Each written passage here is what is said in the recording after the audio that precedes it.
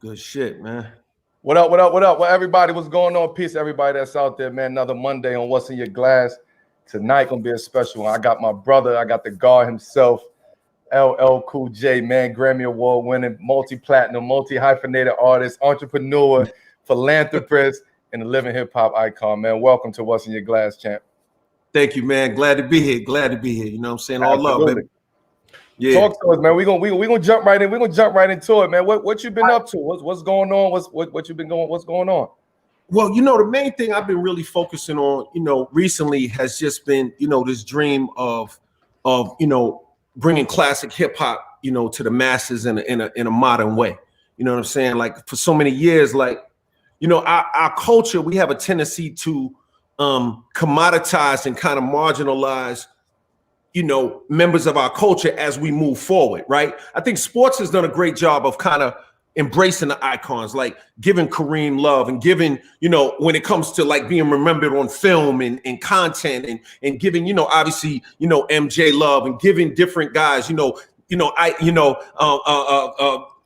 Gervin, you know what I'm saying? Iceman, giving him love. Like, so sports has done a good job of remembering that. The NBA has done a good job of remembering that. But I think for me, classic hip hop for a long time, like a lot of people just didn't know that just because you started then does not mean that you're not modern and you're not thinking about what's going on and what's new and what's happening. So I started Rock the Bells for that purpose, really to lift it up, you know, to give the Big Daddy Kanes and the Rakims and the Run DMCs and the Public Enemies and the Cool G Raps and, you know, and the Busters and the Nas's, and just to give all of them a platform where they could be celebrated, lifted up, and where their fans who grew up with them can still enjoy them without feeling like it's some sort of like competition between them and, let's say, a Travis Scott or a Drake or whoever. I think that we can all coexist in a wonderful way. And my goal is to just bridge the gap and just do cool things, you know, so that the culture can benefit. Because 200, 300, 400 years from now, this culture that we've created and that we've kind of spearheaded is going to need to be remembered. And we want that narrative to be correct, right? It's not only about dollars and cents. Don't get me wrong.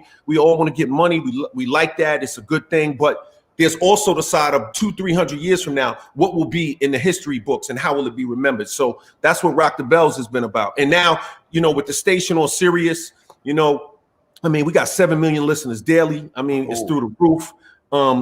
You know, we're now in the process of building the platform, rockthebells.com, and, you know, really getting that out there for the world. We've already tested it. It's already up and running, but we're testing it and it's growing. And so I'm doing it. You know what I'm saying? I'm just going hard with it. That's love. That's shout out to Rock the Bells, man, because that's, for me personally as a hip hop head, man, and just growing up in it. That's all we had. And that's what we need. You know what I'm saying? We need to like connect those dots. I think for so long it's just been separate. Everything, and you know, it's been separated. It's no tunnel. It's no giving back to the OGs. Like you said in NBA, we started to do that. I think we're doing a great job with that, of just acknowledging, you know, guys who came before us and understanding the times have changed, but we gotta show love and we gotta give back to those guys. So, you know, I take my hat off of what you're doing in the hip hop world, because I do think we need some more camaraderie within the hip hop world, from the older generation up until right now. And it's a disconnect, and I think we got to get back all on the same page and start supporting one another. But before we keep going, man, I want to take a toast with you to the Rock the Bells, man. All right, so let's do it. Let me grab mine. Let me. I'm gonna open mine.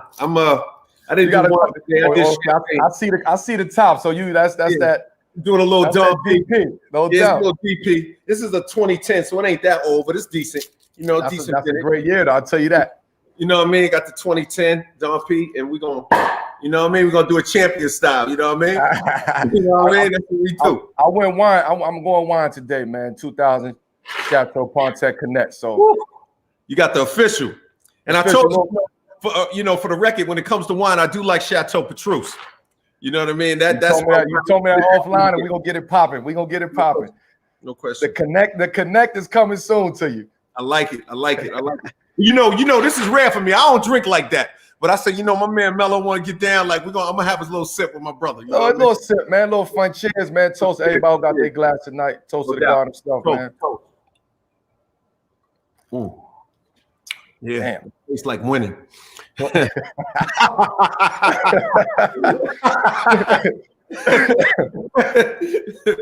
man, you know, to kind of jump back in and man, hey man, we all know what you is, man. You're a legend, man. You done so much in your career, you know, inside the booth, outside the booth, man. But it's one of the reasons that I personally really admire what you do and never forget where you came from, man.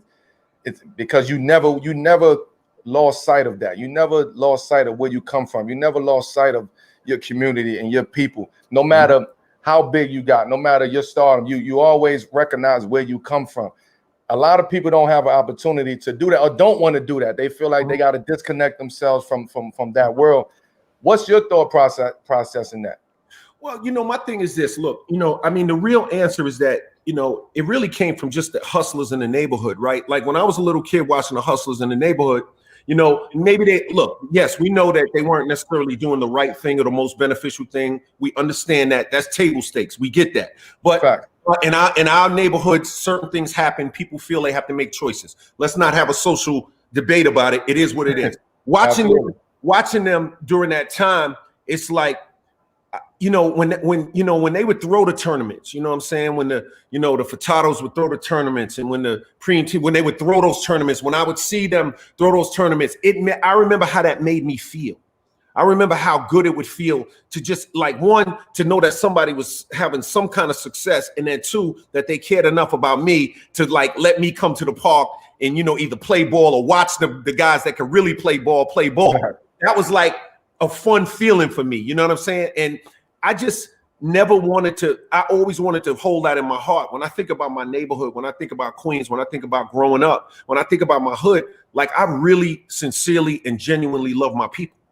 And I'm just not cut from a cloth where I could go Hollywood, you know. And for some, you know, it's funny because at a certain age, you know, all they've ever known is me as a famous guy, right? Like there's a certain age group that don't know that I ever had a normal life. Like they don't even realize that I ever, like, since they was a little kid, their aunt was like, oh, that's LL Cool J. Like maybe even my age, like, you know, almost. It's like, so it's like when I think about that, it's like, yo, those roots and where you come from and being connected to the community is super important. Now, mind you, we got to do it correctly. It's all right to grow. It's nothing wrong with taking your life to another level. It's nothing wrong. You can unapologetically go after success. You don't have to feel guilty about it, but we should remember where we came from. So I do my jumping ball tournament every summer. I've been doing it for like 15 years now. We got like 250 kids that we, you know, during the month of August, they play ball, they learn the rules of the game, they learn, because, you know, the game is not just about, you know, having skills at your level. It's also about just learning teamwork and how to connect people and how to get along with people and listen to coaches. So I'm just a big believer in that. And I feel like my best writing, my best creativity has always come when I was really connected to my people and really connected to my roots, man. And that's just how I'm moving. So even though here we are, you know, 100 years later, you know, Hollywooded out and all that, but still, you know what I mean? It's the hood. It's Queens. Absolutely. And I keep that, you know. When your career first jumped off, as you started, you know, witnessing this or experiencing this stardom, a whole nother life, a whole nother platform for you to get out. Once you got out, did you have some sense of like survivor's remorse? Like once you got out, like, damn, like why me? You know what I'm saying? Like we all going through this. Why? What made me special? What made me different from this? Like, damn, I got to pull everybody with me now. Should I pull everybody or not? Like that's that survivor's remorse that I know a lot of people suffer with. You know, a lot of successful people suffer with that when you come from those environments. Did you have that experience? You know, I definitely did. I mean, you know, the reality is it's deep, right? Like, you know, when you grow up with your crew of friends and now all of a sudden you're at the sneaker store and, you know, you can afford 50 or 100 pair and they can't get one pair and you end up buying sneakers for your crew, right? Like that's the beginning, right? Right, and right. Indeed. Sneakers to dinners, and then it goes from dinners to trips, and then it goes from trips to, you know, with hotels to whatever, to clothes, right? And then it goes to a jacket, and go ahead, man, you get a mink too. And I did all of those things because, you know, to be honest with you, you know, the first time I ever, you know, and this is the truth, you know, the first time I ever like decorated, you know, my house, you know, and, you know, had an interior decorator. It was something, it wasn't all that, but it was nice. I remember looking at the interior decorator feeling like, yo, this looked like it should be yours. Like, I don't even feel like this should be mine. Like, I'm walking around the house and I don't even know what to feel. But then you realize that, see, to he who much is given, much is required of, right? And what comes with maturity is you realize you just have to have a sense of responsibility. So it's not about me buying somebody a jacket or a pair of sneakers, but it is about me making sure that they have an opportunity, right? It is about me reaching back and saying, or it is about me saying, yo, like when Damon John, when they was trying to get on, it's like, yo, you know what? This FUBU thing, I believe in you. I want to see you pop. I want to see you blow up. And now Damon is like Shark Tank and he's an entrepreneur and he's doing all this stuff. It's about that, right? It's about reaching back, saying, you know what, Roxanne Shante, you was one of the pioneering female rap artists. You was a spitter. You know what? You should host this radio show. You should be doing well. You should have a real, top level salary and be blowing up. And she's doing that, right? It's like it's just remembering where you came from, but that remorse, it's there, but you can't walk around with an inferiority complex. You know what I'm saying, Mello? Like, you can't feel like it ain't supposed to be you. You got to know that you deserve to win because you put the work in. But at the same time, you just want to, make sure that the things that you say and do inspire those around you so that they have an opportunity to win too, as opposed to you just dismissing them. You feel me? Absolutely. That's that's real too. At the end of the day, I mean, I've experienced it. We've all experienced it. You know what I'm saying? I leaving Red Hook, going to B-More, leaving out of B-More, and not knowing anything else. That's all I wanted. I wanted my people with me. I had 50 and 100 people with me rolling around, and long as they was happy, I was happy. You know what I'm saying? Because I know they're gonna take that back to the block. Yo, champ did this, did that. Like that was something I was into. But then, like you said, as we start maturing, it's like, what makes sense? You know what I'm saying? Are they gonna rise with us? Can they meet me halfway, or can they meet me to a certain standard? Can I put this person in this situation? He might not be ready for that. You know what I'm saying? So these are all the things that we have to deal with and associate ourselves with. And it's just hard, man. And it make me humble today. And that was my next question for you.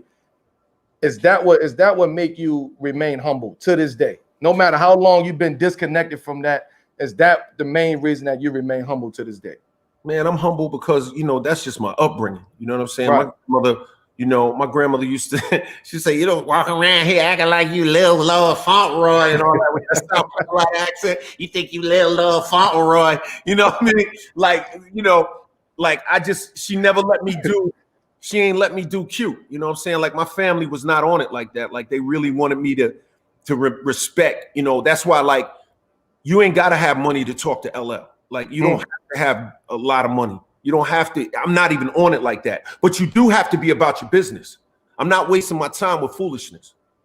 You know what I mean? You do have to be on it. Like, there has to be a certain level of excellence in the conversation because I'm not wasting time on nonsense. But that being said, humility is a superpower, right? Absolutely. Because it's so easy to be arrogant. It's so easy to fall in love with your own hype and only read the good comments and only read the old press and go back and look at your clippings when you was 18 and when you was 20 and look at the journey and get all caught up and in love with yourself. But that's not how you grow. That's how you implode. If you want to grow, you know what I'm saying? If you want to grow, then you're going to have to have some empathy. And you're going to have to realize, you know what? This happened for you. It happened for me, but this ain't the rule. This is an exception. Like, to be, 30 something years later and sit here sipping Dom P, that's not regular. That's something that happened by the grace of God, and it's a blessing, but you got to take it as that. You got to remember that. You got to hold it that way. You know what I'm saying? And I think a lot of times what happens is, look, and rightfully so, when guys first start, it's just about like the come up, right? And you just want people to see that you came up. And it's like, you see the boogers in my ear. And, it's all about that, right? But then it becomes something else. You realize it's, okay, wait a minute. I want to see my people succeed. I want to see that young kid, go to school. Okay, you got something, you got a loan. Oh, let me, okay, you seem real. That seems right. Let me take care of that. Oh, that's something. Okay, let me, you start realizing and you start picking your spots and saying, okay, that's a person that, because when I look out for people or when I talk to people, whether it's time or money, it's an investment. If I'm talking to you it's an investment. It's an investment of my time or my money. And I don't like making bad investments, not on purpose. You know what I mean? So that's how I move. Not on purpose. You know what I'm saying? Not no, that's crazy, because it's when you put it that way and you think about it, right? And everything has a purpose now, right? No matter what, conversations have to have a purpose. Like I need to be mentally stimulated. I need to be like, oh shit, like I gotta go look at I gotta think about this. And a lot of people don't understand that. You know what I'm saying? A lot of people don't understand that. For me to talk to you, for one, I'm not gonna never shun you. I'm not gonna never look down upon you. I'm not gonna judge you. But I need some type of stimulation from you. You know what I'm saying? I need this dialogue with you. I need it. And I think for me, that gives me the energy to be like, damn, now you know what? You might be wrong, or you might be right, or see it in a different perspective. So I think people need to understand that's out there, man, because that's a major point that you just said. Jumping to something more current right now, like the state of our country, right? The state of the union, the state of our people, the state of our society as a whole, man. Yeah, you've always been outspoken since day one, and even now. And I think that's why a lot of people respect you for not just for your music ability and your acting, but your activist ability and you being able to stand on your square and say what's real and what's not. Mm-hmm. How do you see what's going on today, right? Well, what's happening in your eyes today? Well, I think we're in a situation where it's never been more important, for our people to know who we are and to understand our value and to invest in ourselves, invest in terms of education. And when I talk about education, I'm not just talking about what happens in the public schools or even the private schools.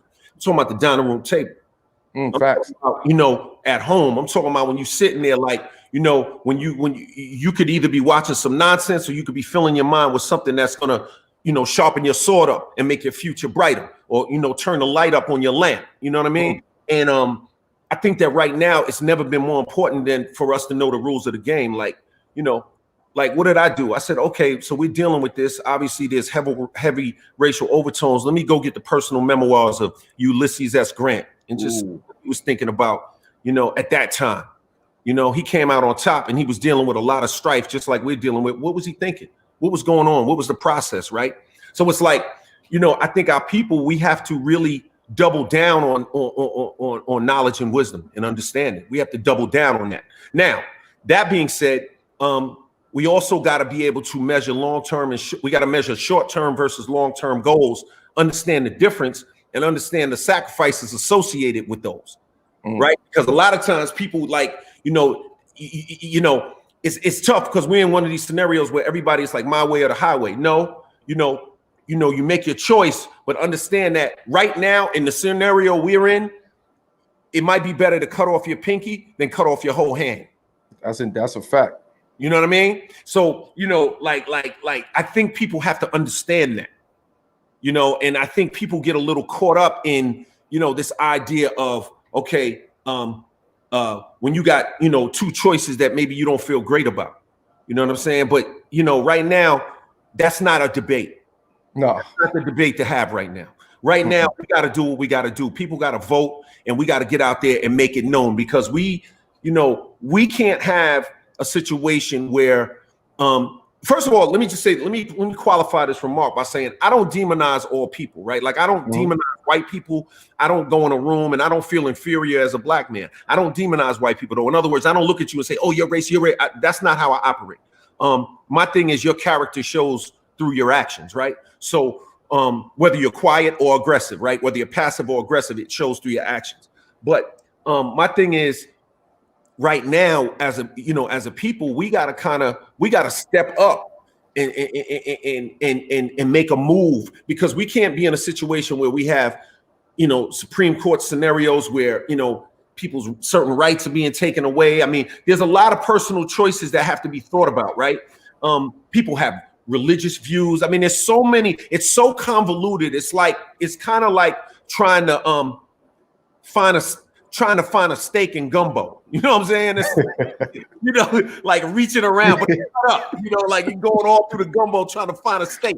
It's crazy, but we can do this. Like I just, you know, without going too far, you know what I'm saying? I would just say that, look, man, you know, don't cheat yourself right now.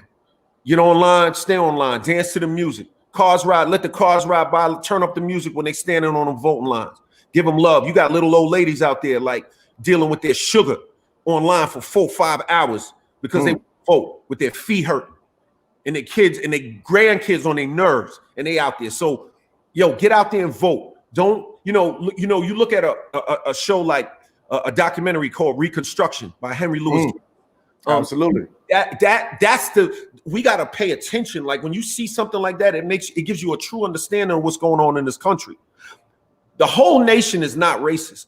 Everybody is not racist. We just have a certain crew of people that play for a certain team that have a certain jersey on. They got a certain jersey on, and that's how they move, right? Indeed. So we got to just remember that. I don't want our people like this spirit of sadness. I don't want it. It's not what we need. We got to man up. We stronger than that. We came this far. But so I'm not saying that we don't feel it and we don't feel empathy for what's going on and we don't feel it. We're human, but I'm saying I don't want us to be sad. I want you to put your chin up. I want you to put a rod in your back and just know that it's going to be all right. Just man up, woman up, and let's make this thing right. So the polls is the beginning. All right. Absolutely. I mean, for so long, man, we've been traumatized for so long. You know what I'm saying? That's all we know. That's all we hear. That's all we used to. And for me, I always try to find a way to smile, man, a way to be happy, a way to try to find happiness, a way to preach, happiness and truth and all of that. I just think that we need that as a society, as a community, because the trauma gonna be there. It's gonna continue being trauma, but that's what we fighting for. That's the progression. That's the progression that we trying to take as people. So I mean, you made a great point. Not everybody is racist, but there's people actions who will tell who they are and what they are and what side they on and what's their plan and what they and what's going to happen and how they move forward. So a lot of times we're going to disagree. And also another thing, we got to get back to disagreeing with another to get to the answer, to get to the right answer. You know what I'm saying? Like we don't need we stop having debates with one another. We stop having these battles, like hip hop battles. We stop having these hip hop battles in the park. And then after we go shake hands and yo, you killed that. We need that in society. I think we lost touch with that. I think we got too closed off with oneself. And I think we need to get back to just opening up and allowing people to talk to us. We talk to people and we got to get back on the right track, man. And like you said, voting is very imperative for everybody that's out there, man. It's coming soon. It's coming soon. So it's And the type of thought you're talking about, reasoning, I want to say it's dialectic, right? I believe it's dialectic, which is reasoning through argument, right? And teaching through argument and reasoning. Yeah, we should be able to disagree without the default setting being either racist or hater, right? Like the default setting should not be that, because that's a very weak way to dress everything. Like we got to be able to make finer distinctions. Like, having like the reason why you're a great ball player is because yes, you have physical gifts, but also when you're on the court, you have the ability to make finer distinctions. There's certain fine distinctions in the game you would look at in footwork and look at with little moves and good things people would do that I wouldn't even notice, right? If I took you in the studio, we probably would be very even for a certain period of time. And as we delve deeper into the music and deeper into things, I will start pointing out things to you and you'd be like, oh, I didn't even think about it like that. When I talk about, making sure that the vocal is 2 milliseconds behind the snare. When we start there with it, you understand what I'm saying? So you'd have lost me on that one, champ. You know what I'm saying? So it's like I think that we have to be able to make finer distinctions in our people. So we got to learn. We got to be like voracious readers. We got to be like animals on the library side. Like your library in your house. Like how big is your library? Like in your phone. Like I know you got all the music. I know you know how to turn up. I know we can get it popping. But what's your library like in your phone? Like how's your audio book game looking? Like when you're riding in the car, like how them audio books sounding right now? Like, where we at with it? Like, when you in the gym, do you have the audio book on top of the beats playing, and you rocking and you working out? Like, I work out and I put audio books on top of like break beats and be in the gym getting it in while I'm listening to the words, and you know what I mean? Like, that's what I'm talking about. We gotta dig in, and then spiritually right as well. But we gotta dig in, man. You know what I mean? What that's a fact. Let's talk about you got so much shit going on, B. You into a lot of different shit over there, but that Rock the Bells, man, and I came back. I want to come back to that because that's special, man. It's and for you to spearhead that, for you to create that, you being who you are, you being one of the pioneers, and allowing your peers to come on board and celebrate them, you know what I'm saying, and validate whether it's their resume or their career or just a time in hip hop that they was on their square and they had it. For you to acknowledge that, they might not tell you, but I'm sure that everybody, they love that. You know what I'm saying? To just give back to the older generation and the pioneers of this hip hop game is special. Where do you take it from? Where do you take it from here? I know you say you're working on a website. I know you got the show on Sirius. What's the next step for Rock the Bells? Well, the thing is that when you think about classic hip hop, right? Classic hip hop is an entry point, you know what I'm saying, to culture in general. You know what I'm saying? Like, if I told you, I was going to do a movie about, these rap dudes that came out with a song in '89, and they was in this little town in Cali, you'd be like, oh, okay. But then when it becomes straight out of Compton, you understand it, right? So it's really it's an entry point. It's really an entry point, and it undergirds all of culture.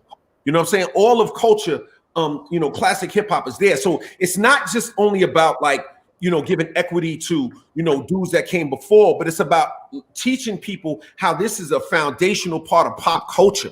Like, when we watched The Last Dance, like, which was a huge moment at that time, different era from yours, you're hearing the Bad soundtrack, and you hearing Tribe, and you hearing Outkast, and you hearing, these joints like that. That's what it's about. Like, Rock the Bells we are the preeminent voice for classic hip hop in this culture, right? But we are not shutting the door to the new dudes. Like, J. Cole did a joint. He had, the joint he did with Primo and them. He did a couple of them with them, but he did one with Gang Starr, right? Boom.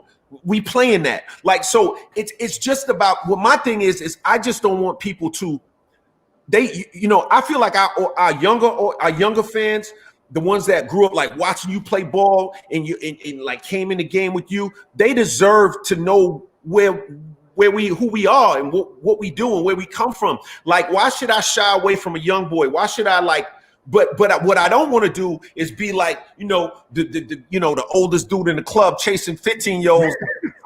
You know what I mean? So it's like, you know what I mean? Like, we lit. Yo, take your ass home, B. Like, we lit.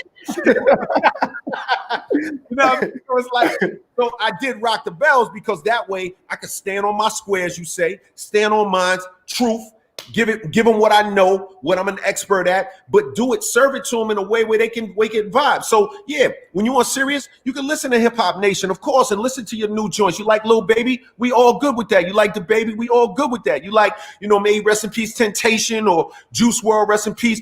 We all good with that. But at the same time, if you want to hear, that different remix of that Jay-Z song or that different LL record or that other kind of Kool G rap joint or that other thing, you can go to Rock the Bells and hear that too. So because see what happened before this, really and truly, man, the real reason why classic hip hop and that generation after us, which is like the new wave, for lack of a better word, the reason they got separated, that's systematic racism.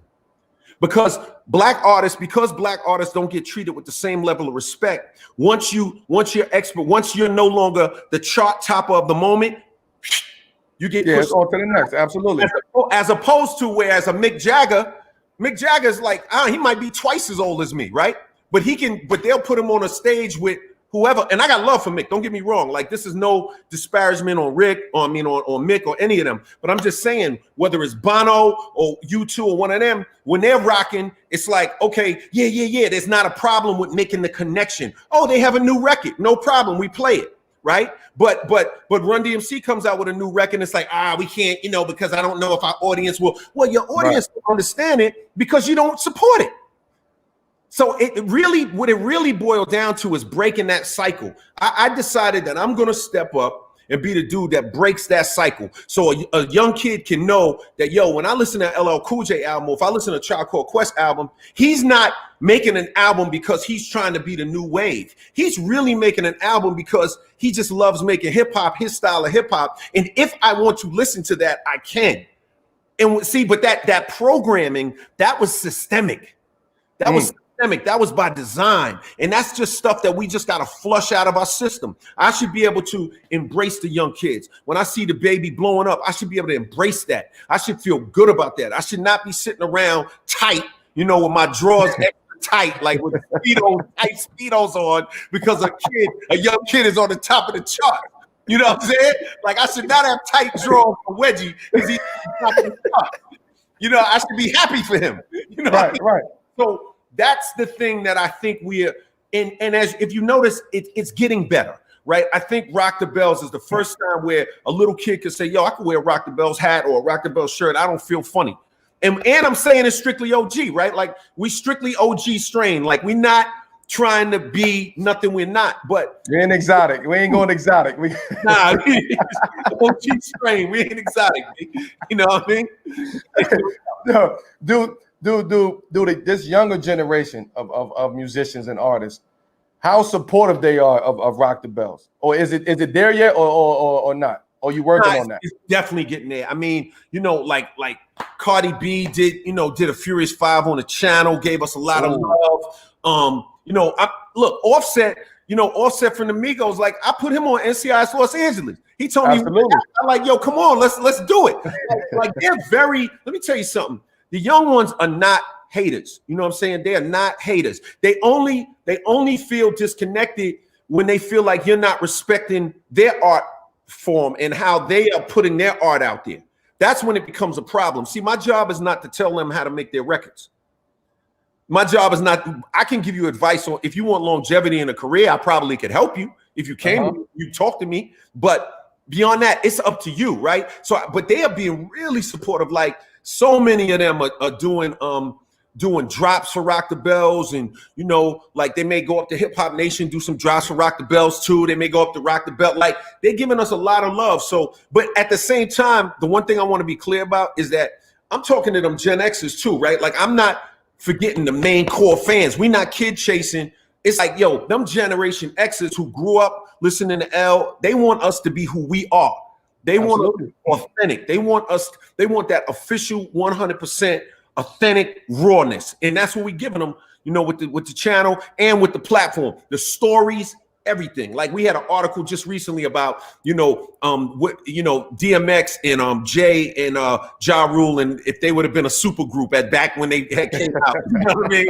Like, they do all kind of crazy stuff, right? And when you put it in the context of that time, it makes sense. When you think about either a kind of Get-A, or you think about some of these joints, like, it makes sense. So it's real what we doing. It's real. No, that's love, man. That's anything I could do to help that, man, and just support that and be a part of that. As you know, man, I'm tapped into that. What damn, it's like you just blew my shit with the Rock the Bells, man. It's because it brings me back, right? I'm a music head, man, and I listen to everybody. I give everybody a shot. You know what I'm saying? And even if it ain't right, I'ma still find a way to give you something. I want to give you something. I want you to give me. I'm gonna find something in your music, man. So I'm a supporter of all music, man. I give people a chance. Outside of music, what's next for LL outside of Rock the Bells? Well, we got NCIS Los Angeles is premiering November 8th, and NCIS. What season is this though? This is gonna be season 12. It's gonna be our 12th season. So yeah, we vetted up. It's real. We vetted up. It's gonna be our 12th season. We just started it, and it's crazy. A lot of people don't know NCIS Los Angeles is in 110 countries worldwide, right? So it's all over the world. You know what I'm saying? It's global, and it's a show. where, you know, I get to play, you know, federal agent Sam Hanna, and I get to, you know, every week, you know, we're the good guys and we get to take down the bad guys, and it's a lot of fun. And I'm with Chris O'Donnell. I'm with, you know, Barrett Foa, Daniela Rua, Eric Olson, you know, the whole crew. We got new blood in there. You know, my man Caleb, Medallion. We got, you know, so it's a really strong, tight cast. The crew is strong. The producers are strong. Scott Gemmel, JPK, and some good people, you know, running the show. And, you know, and also on a business level, just so people understand, I'm not just an actor in the show. I have an actual interest in the business of NCIS Los Angeles, right? So I participate in the actual business of it. So, you know, that was important to me too, you know, so that every day I go to work, it's not only that I'm getting a check, you know, just for being there, but it's an investment moving forward. So there's that. That's been a lot of fun, and we're working on it. We have all the COVID rules. It's kind of like, it's crazy. Like it's crazy. Every other day, I got stuff going everywhere. I'm going bananas, right? And then Lip Sync Battle is resting right now. But that's another show that I do. You know, with God, what's wrong with me? Chrissy Teigen with me. And Chris, you know what I'm saying? We have a ball with that. And so that's resting, but that's another show. And that format we've sold worldwide as well. So it's in other countries as well. You know, other versions of Lip Sync Battle with other hosts and stuff like that. I just sold another show to CBS, this Come Dance With Me show. Me and Chris O'Donnell partnered with the guys at 3 Ball, and we sold them this really cool show called Come Dance With Me tentatively. And it's basically, you know, if you have a little kid who's super, like you have like your niece, one of your nieces who can really, really crazy dance, but she say, you know, she want her parent or her uncle to come dance with her, right? So maybe she can super dance, but maybe dad can't dance, or mom can dance or can't dance. And so they, you know, the whole family gets involved, and you know, dance with me. Oh, it's hilarious. You know what I'm saying? When that come out, yo, people gonna go crazy. So there's that. And then, you know, I have a lot of other, you know, really interesting, you know, business ventures, different things that I've, you know, invested in. My man Dion has Nicholas has a thing called Forethought, and I put a little money behind that. You know, the venture, just, you know, Guy Osiri kind of invited me in on that, and, you know, I got involved with that, and that was a lot of fun. So I look forward to what Dion and Forethought are doing with their company. You know, I have quite a few. Lemon Perfect is another really cool company that I have. Lemon Perfect is, you know, it's drinks, so Lemon Perfect is water. But, you know, when you drink that, it's just really good. It's really healthy. So we're having a lot of fun with that. I think we had some in the bubble. We was lemoned out in the bubble down there. No doubt, yeah, Lemon Perfect. So I'm up one of the investors in Lemon Perfect. So that's something that's a lot of fun.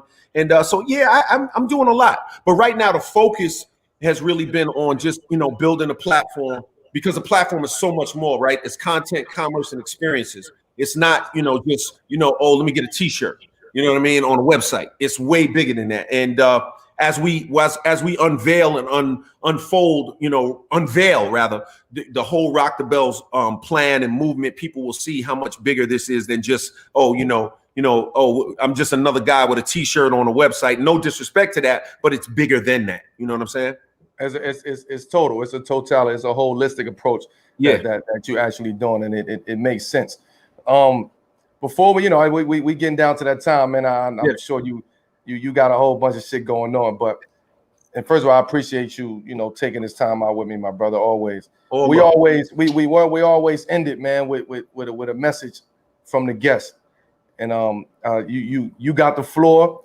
Talk to the people out there what you want them to know, what you want them to take from this, and, you know, and play with their mind a little bit right now. Okay.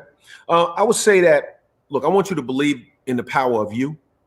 I want you to have faith in yourself, have faith in God, have faith in yourself, believe in yourself, and know that you can do it.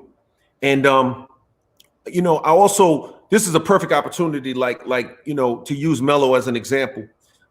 He had a moment where, you know, for political reasons within his sport, he was sidelined for a moment. A lot of people encouraged him to give up. They told him to go a different route. They told him to go overseas, do this, do that. He didn't give up on his dream.